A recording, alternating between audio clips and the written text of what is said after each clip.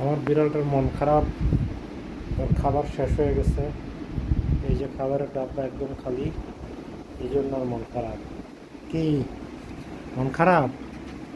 হ্যাঁ, এখন আমরা ওকে একটু খাবার দিব, ওকে খাবার দিব, তারপর দেখি ওর মন ভালো হয় কিনা। এই যে এখন আবার খাবার নিয়ে আসলাম, ওকে খাবার দিব।